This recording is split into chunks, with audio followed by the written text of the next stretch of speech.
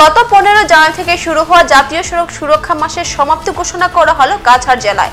এদিন ডিটিও অফিসের সামনে আয়োজিত বাইক র্যালি সবুজ পতাকা দেখিয়ে শুভারম্ভ করা হয়। কাছাড়ে পুলিশ সুপার নুমাল মাহাতো, কাছাড়ে ডিটিও ও অতিরিক্ত পুলিশ সুপার সুব্রত সেন সহ আবগারি বিভাগের উচ্চ পদস্থ আধিকারিকরা উপস্থিত থেকে আনুষ্ঠানিকভাবে বাইক র্যালি শুভারম্ভ করেন। র্যালিতে পুলিশ প্রশাসন, আবগারি বিভাগ ও ট্রাফিক ব্রাঞ্চ সহ শহরের বিভিন্ন সংস্থা ও সংগঠনের কর্মকর্তারা অংশগ্রহণ করে জাতীয় সড়ক সুরক্ষা মাসের সমাপ্তি অনুষ্ঠানকে সফল করে তোলেন। পুলিশ সুপার নুমাল মাহাতো ও ডিটিও জানান, জাতীয় সড়ক সুরক্ষা মাসটি জেলার বিভিন্ন এলাকায় পালন করা হয়েছে। অনুষ্ঠানে সাড়া দিয়েছেন মন্ত্রী পরিমল শুক্লবৈদ্য ও মন্ত্রী নিজে বাইক চালিয়ে রাজ্যের বিভিন্ন জেলা সমষ্টিতে জনগণের মধ্যে সচেতনতা বৃদ্ধি করার পাশাপাশি সাধারণ মানুষকে বিভিন্ন পরামর্শ দিয়েছেন। বাইক আরোহীদের হেলমেট পরিধান করা, বাহন চালক সকলকে সিট বেল্ট ব্যবহার করে সহ ট্রাফিক আইন মেনে চলে সড়ক দুর্ঘটনার প্রবণতাকে হ্রাস করতে সকলের সহযোগিতা কামনা করেছেন প্রত্যেকে। 15 জানুৱাৰী 2024 নেশ্যনেল ৰোড সেফটি মান্থ হিচাপে গান্ধী মেদামত আমি ষ্টেট ইনগ্ৰেল আৰম্ভ হৈছিল। আমাৰ মন্ত্ৰী ডাঙৰীয়া মন্ত্ৰী ছাৰ শ্ৰীযুত শুক্লবৈদ্য পৰিমল শুক্লবৈদ্য ছাৰ নেতৃত্বত উদ্ঘাটন হৈছিল। তাৰ পাছত আমাৰ পৰা ইয়াত বহুত ধৰণৰ MLA ছাৰ আছিলে আৰু DC ছাৰ আছিলে, SP ছাৰ আছিলে আৰু অন্যান্য ব্যক্তিসকল ইয়াত আছিল। 15 তাৰিখে আমাৰ আছিলে বাইক ৰেলী আছিলে। তাৰ পাছত আমাৰ মিটিং হৈছিলে। 16 তাৰিখে হৈছিল ধলাইত হৈছিল মিটিং। ধলাইৰ পাছত আমাৰ সোণাইত হৈছিল। সোণাইৰ পাছত হৈছিল উদাৰবন। তাৰ পাছত আমাৰ যিখিনি মানে সদায় মাইকিং, লিফলেট ডিষ্ট্ৰিবিউশ্যন এইবিলাক হৈছিল, মাইকিং হৈছিল। তাৰ পাছতে 26 জানুৱাৰীৰ দিনা আমাৰ টেপলু এটা প্ৰদৰ্শন কৰা হৈছিল পেৰেড গ্ৰাউণ্ডত।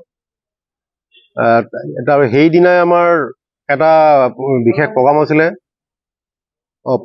পথ জন আন্দোলন ক্লজিং চেৰেমনি আছিলে দাৰ্মিখালত। তাতে আমাৰ শ্ৰীযুত পৰিমল শুক্লবৈদ্য ছাৰ আছিল আৰু ছুপাৰিনটেণ্ডেণ্ট SP ছাৰ আছিলে। তাৰপাছত আমাৰ ফিচাৰী ডিপাৰ্টমেণ্টৰ আছিলে। তাৰপাছতে DC ছাৰ আছিলে। তাত মানে এই পথ জন আন্দোলন মানে শেষ কৰা হৈছিল। তাৰপাছত গতানুগতিক ডেইলি আমি সেই মাইকিং, আই কেম্প, বিভিন্ন ধৰণৰ স্কুল কলেজত আমি মিটিং পাতিছিলোঁ।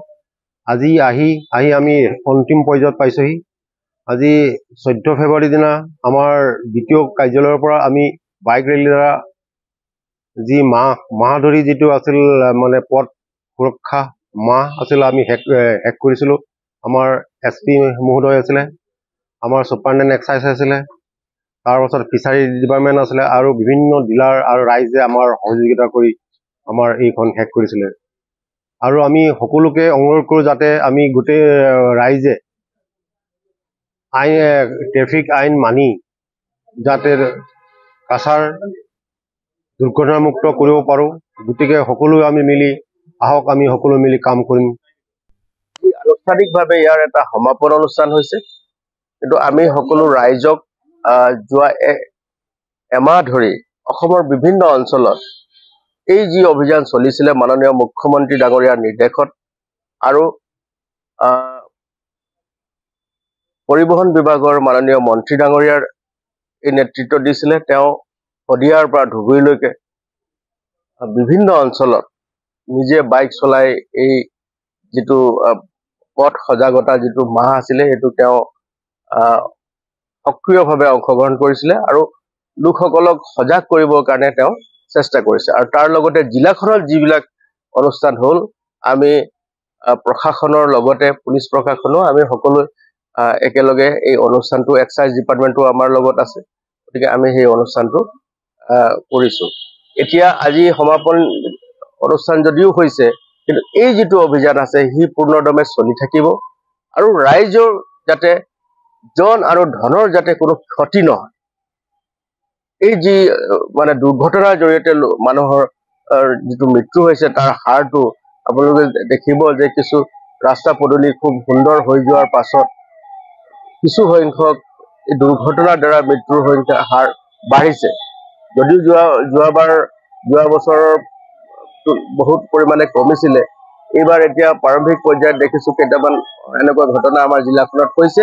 আৰু এইটো যাতে আগলৈ গৈ বৃদ্ধি নাপায়, মৃত্যুৰ সংখ্যা যাতে বৃদ্ধি নাপায়, তাৰ কাৰণে আমি গোটেইকেইটা ডিপাৰ্টমেণ্টে মিলি, এক্সাইজ ডিপাৰ্টমেণ্ট, ট্ৰান্সপৰ্ট ডিপাৰ্টমেণ্ট, জিলা প্ৰশাসন, আৰক্ষী প্ৰশাসন সকলোৱে মিলি আমি এই অনুষ্ঠান কাৰ্যসূচী আমি চলাই গৈছো। আৰু আমি আশা কৰিছো যে অনাগত দিনত এই মৃত্যুৰ হাৰটো যে বাঢ়ি নাযায়, যিসকলে আমি ছাত্ৰ ছাত্ৰীসকলক স্কুল কলেজ এইবিলাকতো আমি সজাগ কৰিবলৈ চেষ্টা কৰিছো। আৰু মই আশা ৰাখিছো যে আপোনালোকৰ সংবাদ মাধ্যমৰ জৰিয়তে এই কথাখিনি যিবিলাক বিষয় আছিলে এইবিলাক ৰাইজলৈকে যাওক, আৰু ৰাইজেও গ্ৰাম্য অঞ্চলতো তেওঁলোকে সজাগ হওক, আৰু আমি যাতে মৃত্যুৰ সংখ্যা, দুৰ্ঘটনাৰ জৰিয়তে মৃত্যুৰ সংখ্যা যাতে কম হয় সেইটো কৰিব পাৰো, তাৰ কাৰণে আমি চেষ্টা কৰো। এখনকাৰ মতো বিদায় নিচ্ছি। পৰবৰ্তী অন্যান্য সংবাদ পেতে আমাদেৰ সাথে থাকুন। ধন্যবাদ।